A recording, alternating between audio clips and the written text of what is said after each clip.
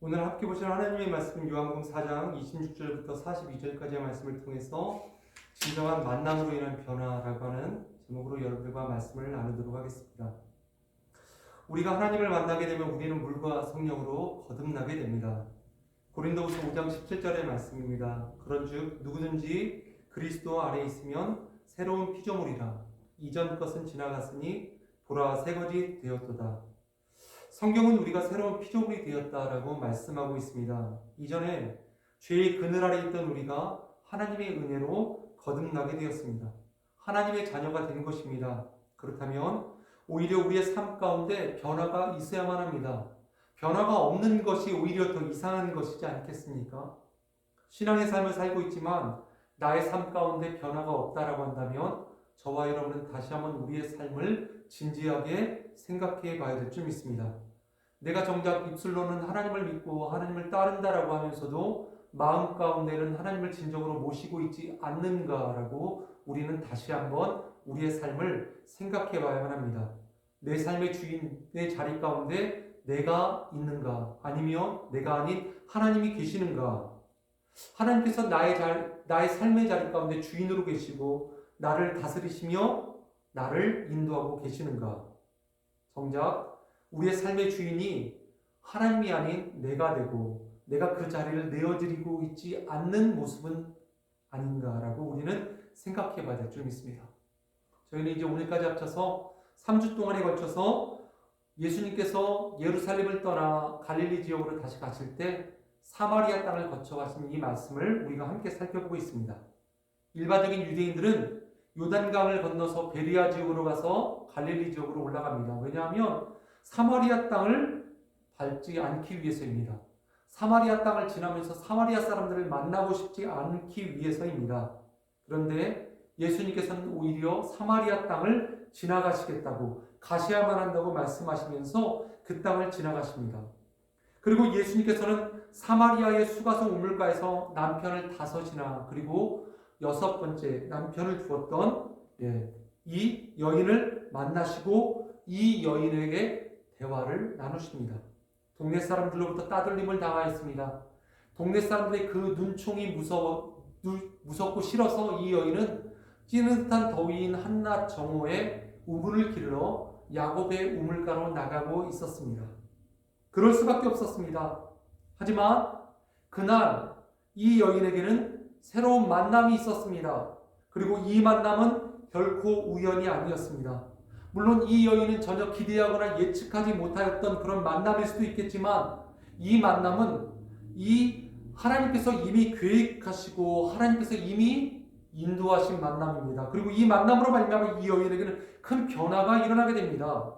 여러분들, 만남이라고 하는 것에는 2가지의 단어가 있습니다. 하나는 인카운터라고 하는 것과 다른 하나는 미팅이라고 하는 것입니다. 둘 다 만남이라고 하는 의미이지만 미팅이라고 하는 것은 단순한 만남일 수도 있습니다. 아니면 스치는 만남일 수도 있습니다. 하지만 인카운터라고 하는 이 만남은 그냥 단순한 만남이 될 수 없습니다. 우리는 하루에도 수많은 스치는 만남들이 얼마나 많이 있습니까? 마트에 가거나 주변에 지나가는 이런 모습 속에서 우리는 쉽게 여러 많은 스치는 만남을 갖습니다. 하지만 우리의 진정한 만남은 관계 속에서 이루어지는 만남이 되어야만 하는 것입니다. 이렇게 관계 속에서 이루어지는 진정한 만남을 만날 때 이 만남 가운데는 생명력을 가지게 되는 것입니다. 그리고 이러한 진정한 관계성을 통해서 만나는 만남을 통해 생명력이 주어질 때 이 만남을 통해서 회복됨이 이루어질 수 있게 되는 것입니다. 죽었던 영혼, 상처받아서 아픔 가운데 있던 영혼, 모든 영혼들이 이러한 만남을 통해서 회복되어질 수밖에 없습니다. 그리고 다시 이 만남을 통해서 죽었던 영혼이 살아나는 기적을 경험하게 되는 것입니다. 이것은 마치 가나의 혼인잔치 가운데서 예수님께서 보이셨던 기적과 마찬가지입니다. 단순히 평범한 물에 불과하지 않았습니까? 그런데 그 물이 예수님의 말씀 가운데 쓰임받게 되어졌을 때 이 물이 변하여서 포도주로 바뀌게 된 것입니다. 야곱은 또한 어떠하였습니까? 야복강 나루에서 밤새 씨름하면서 한 누군가를 만났습니다. 씨름하는 중간에도 그가 그 인물이 누군지 알지 못하였습니다. 하지만 마지막 야곱이 환덕뼈를 침을 당해서 그가 절개되었을 때 그제서야 그는 비로소 하나님이심을 깨닫게 되었습니다. 하나님을 만나게 되었습니다. 하나님을 만난 이후에 그가 어떻게 변화했습니까? 이전에는 그의 뜻대로, 그의 욕심대로, 그의 주장대로 그의 삶을 살기를 원하였으므로 말미암아 형제와의 관계가 깨어지고 외삼촌과의 모든 관계가 깨어졌지만 하나님을 만난 이후에 그는 그의 삶이 변화되어지게 되었습니다. 살인자 모세는 어떠했습니까? 불타는 가시떨기 나무에서 거룩하신 하나님을 만났습니다. 거룩하신 하나님을 만남으로 말미암아 그는 이스라엘 백성을 애굽에서 인도하여 내고 40여 년간 광야의 땅을 인도하였으며 마지막으로 약속의 땅을 들어가지 못하였지만 하나님의 백성들을 약속의 땅까지 인도하는 귀한 사역 가운데 쓰임받을 수 있게 되어졌습니다. 예수님의 수제자인 베드로는 어떠했습니까? 예수님의 말씀을 듣자마자 그는 모든 것들을 다 버리고 예수님의 제자가 됩니다. 3년 반 동안 예수님의 곁에서 수제자라고 하였음에도 불구하고 그는 진정한 예수님과의 만남이 없었습니다. 하지만 그의 진정한 예수님과의 만남은 어느 때였습니까? 그가 십자가에 달려 돌아가시기 전 붙잡혀 있는 예수님을 앞에 두고 그가 3번이나 부인합니다. 그리고 예수님께서 십자가에 달려 돌아가신 이후에 모든 것들을 다 포기해버리고 그가 다시 고향으로 돌아갑니다. 고향에 돌아가 다시 어부의 삶을 살고 있었을 때 예수님께서 고기를 잡고 돌아오는 베드로를 만나시고 그를 부르시며 그에게 밥을 주십니다. 이 만남을 통해서 베드로가 변화받게 되어진 것입니다. 두려움에 떨며 거짓말하며 예수님을 도망쳤던 베드로가 이 만남을 통해서 어떻게 되었습니까? 진정한 만남을 통해서 죽기까지 그리스도의 복음을 증거하며 순교하기까지 이르는 바로 그 삶을 살게 됩니다. 오늘 사마리아 땅의 여인은 많은 남편을 두었습니다. 특별한 사정이 있었을 것입니다. 그런데 이 여인을 많은 사람들은 따돌리며 뒤에서 또는 앞에서 손가락질합니다. 온전한 사람들과 온전한 관계를 가지지 못하였던 이 여인입니다. 그런데 이 여인의 마음 가운데는 하나님을 향한 갈급한 마음을 갖고 있었습니다. 메시아를 향한 갈망의 마음을 갖고 있었습니다. 그리고 이 여인에게 예수님께서 찾아가셔서 이 여인과 진정한 인카운트의 만남을 이루십니다. 14절 내가 주는 물을 마시는 자는 영원히 목마르지 아니하려니와 내가 주는 물은 그 속에서 영생하도록 솟아나는 샘물이 되리라. 이 여인에게 지금 당장 필요한 것은 다른 것이 아니었습니다. 영적인 갈급함을 해결할 수 있는 영원한 목마르지 않는 생수였습니다.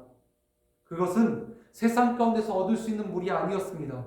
문제의 해결은 오직 하나님의 아들이신 예수님께서 주시는 그 영원한 생수만을 통해서 온전히 해결함을 받을 수 있게 되어지는 것입니다. 15절 여자가 이르되 주여 그런 물을 내게도 주사 목마르지도 않고 또 여기 물 기르러 오지도 않게 하여 주옵소서. 여자의 이 말은 다른 것이 아닙니다. 예수님의 말씀을 듣자마자 주님 그렇습니다. 내가 그렇게 그 물을 원하오니 제발 그 물을 나에게 주셔서 내가 다시는 목마르지도 않고 이 우물가 이곳으로 내가 물 기르러 다시는 오지 않게 하여 주세요. 여인에게 있어서 이 우물가는 고통과 치욕스러운 장소였던 것 같습니다. 더욱더 마음 가운데 고통과 아픔이 커져가면 갈수록 마음 가운데는 갈급한 마음이 더욱더 커졌습니다. 이 여인의 마음 가운데 이 갈급한 마음이 더욱더 커져갔기 때문에 오히려 그 마음은 하나님을 향한 갈급함으로 바뀌어질 수 있었을지도 모르겠습니다. 고난 가운데 우리는 하나님을 더욱더 찾을 수밖에 없고 우리가 아픔 가운데 있을 때 하나님을 더욱더 부르짖을 수밖에 없습니다. 고난 가운데서도 하나님을 부르짖지 않는다라고 한다면 그 마음은 다시 한번 우리가 살펴보아야 될 줄 믿습니다. 고난 가운데서 하나님을 부르짖고 하나님을 찾으실 수 있는 이 마음이 하나님께서 우리에게 허락하신 진정한 은혜의 마음일 줄 믿습니다.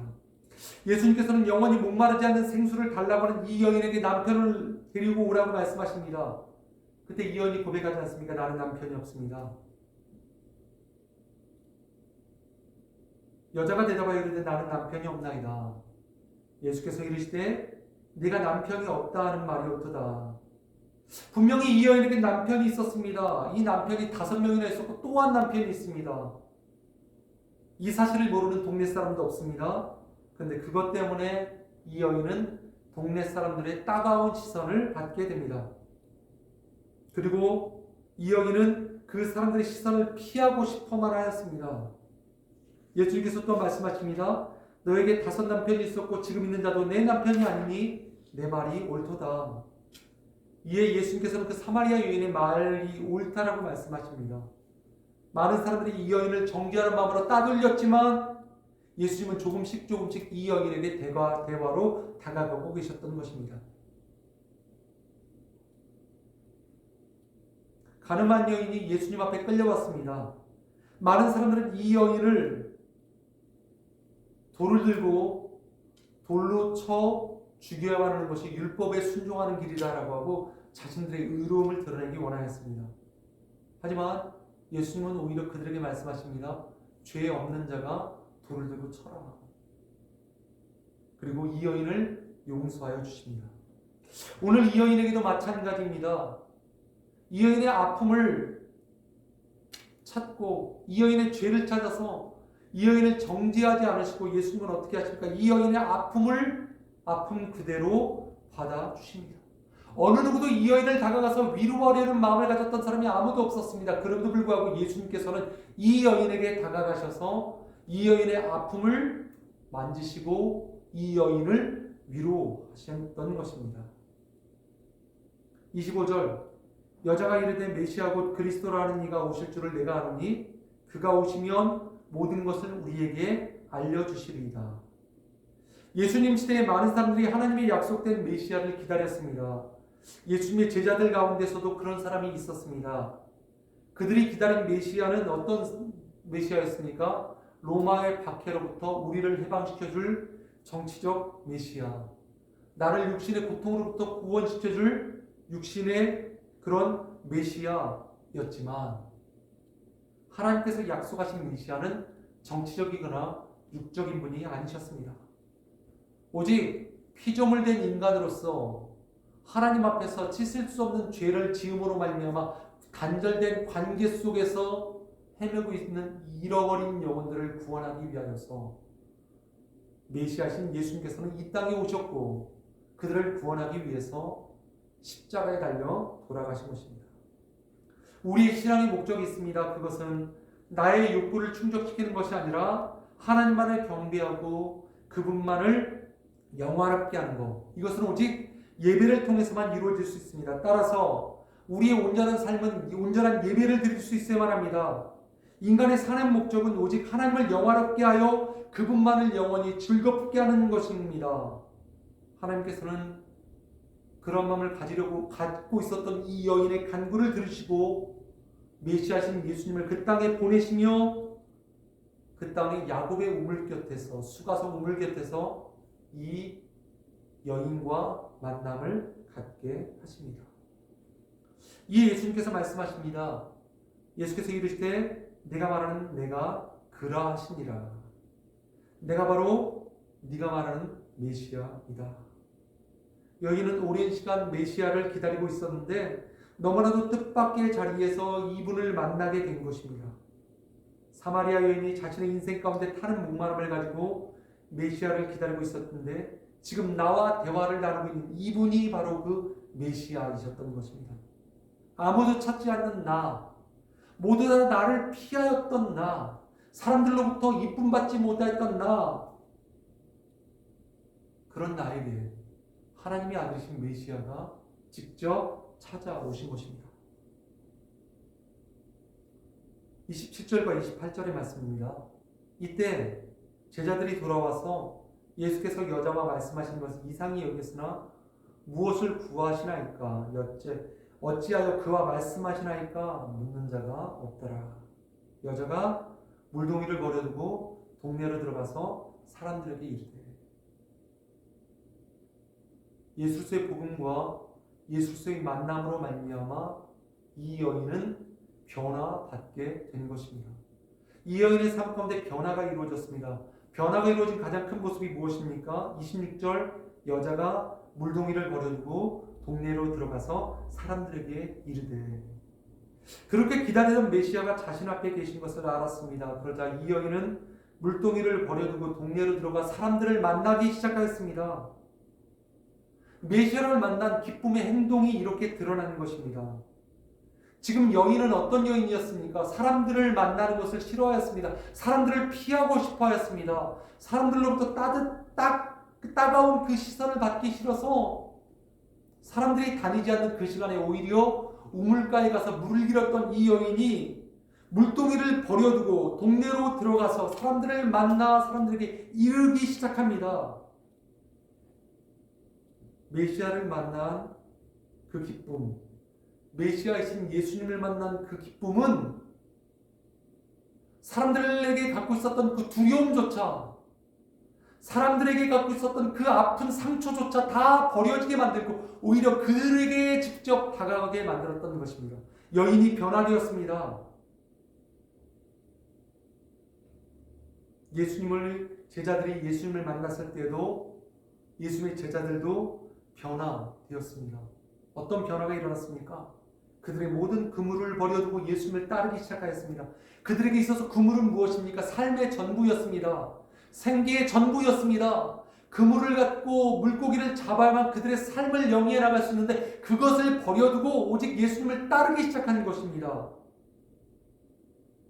이 여인은 나의 갈증을 온전히 해결해 줄 수 있는 이 물동이, 이 물에 집착지 않았습니다.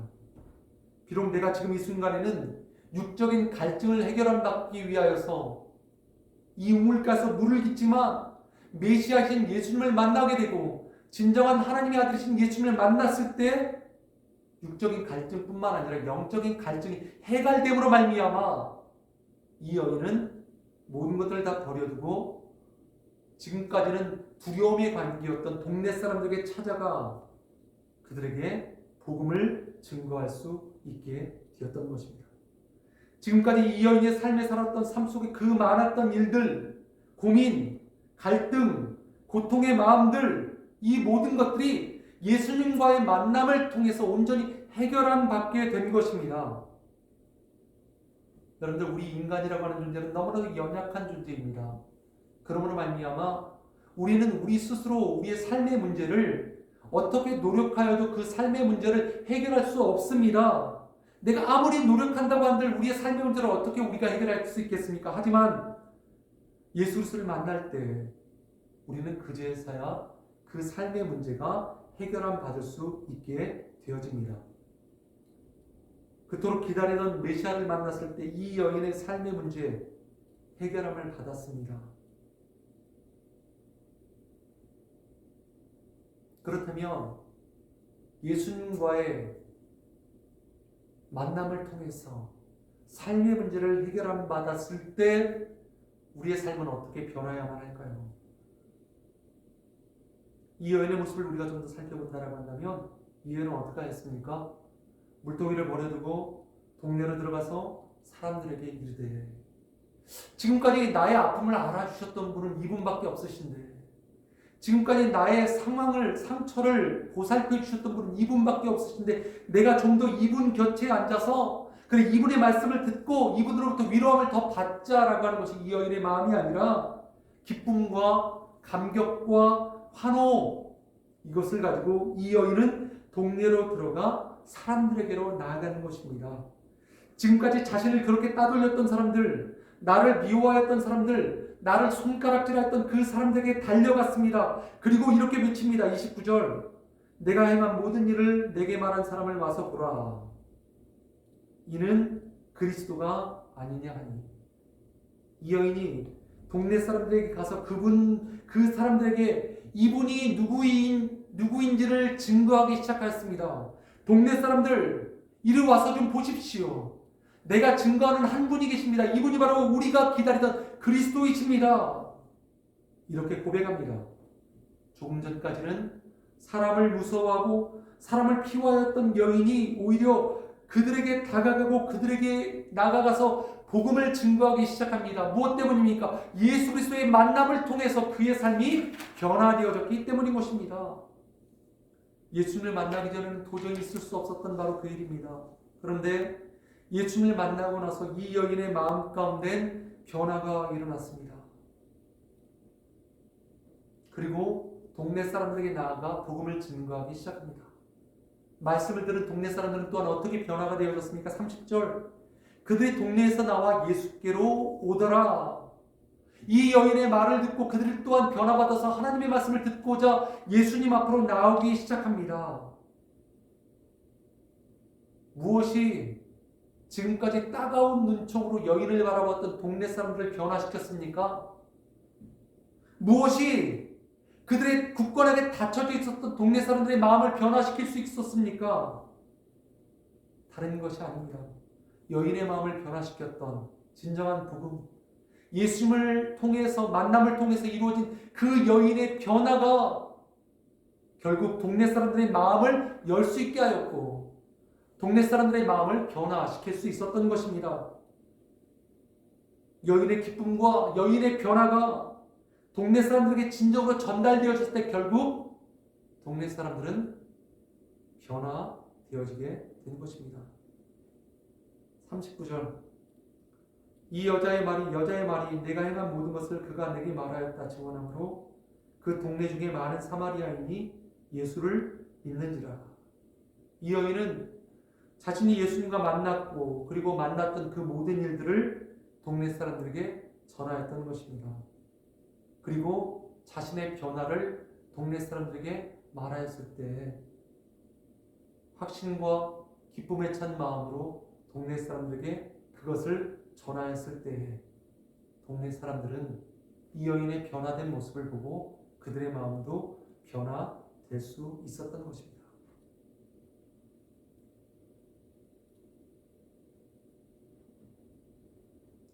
여인이 가서 억지로 동네 사람들을 변화해야만 합니다 라고 말하지 않았습니다. 여인이 그들을 부추겨서 그들의 변화를 강요하지도 않았습니다. 가장 먼저 예수 그리스도와의 만남을 통해서 그 여인이 변화되었을 때, 그 변화를 동네 사람들이 직접 목격하였을 때, 이 여인이 받은 기쁨과 은혜를 나누었을 때, 그 사람들은 그것을 통해서 변화되어질 수 있었던 것입니다. 40절과 41절입니다. 사마리아인들이 예수께 와서 자기들과 함께 유하기를 청하니 거기서 이틀을 유하심에 예수의 말씀으로 말미암아 믿는 자가 더욱 많아.